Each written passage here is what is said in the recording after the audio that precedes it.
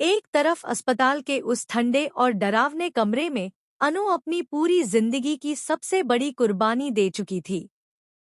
माँ को इस दुनिया में वापस लाने के लिए उसने बिना एक पल सोचे अपना खून दे दिया था। उसकी नसों से बहता हर कतरा जैसे माँ की सांसों से जुड़ गया हो। लेकिन इतनी बड़ी कुर्बानी के बाद भी माँ जी की हालत में कोई खास बदलाव नजर नहीं आता। डॉक्टरों की टीम लगातार कोशिशों में लगी रहती है। कभी मशीनों की सेटिंग बदली जाती है, तो कभी दवाइयों की डोज। चारों तरफ मशीनों की तेज बीप की आवाज गूंज रही होती है, जो हर गुजरते पल के साथ माहौल को और भी भारी और डरावना बना देती है।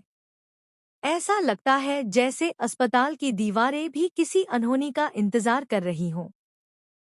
अनु माँ जी के बेड के पास खड़ी रहती है।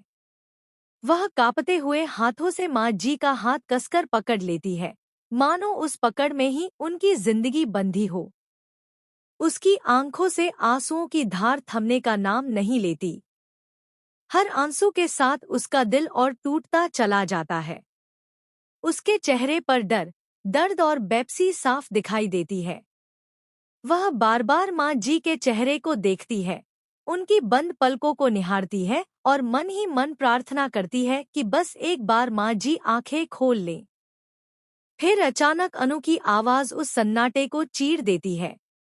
वह इतनी दर्द भरी और टूटती हुई आवाज में माँ जी को पुकारती है कि वहां मौजूद हर शख्स का दिल कांप उठता है।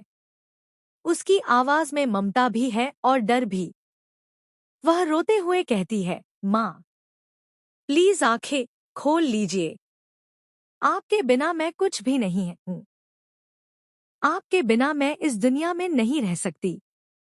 प्लीज माँ, वापस आ जाइए।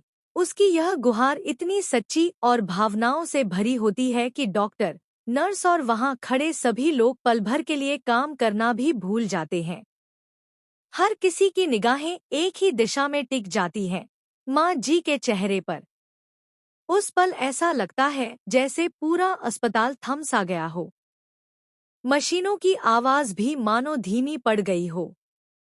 हर कोई बेसब्री से इंतजार कर रहा होता है कि शायद अनु की ममता भरी पुकार कोई चमत्कार कर दे।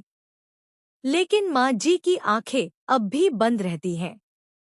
उनका चेहरा शांत है, जैसे वह किसी गहरी नींद में हो।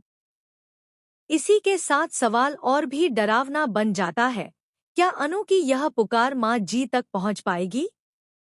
क्या माँ जी जिंदगी और मौत की इस जंग को जीत पाएंगी या फिर अनु की यह आखिर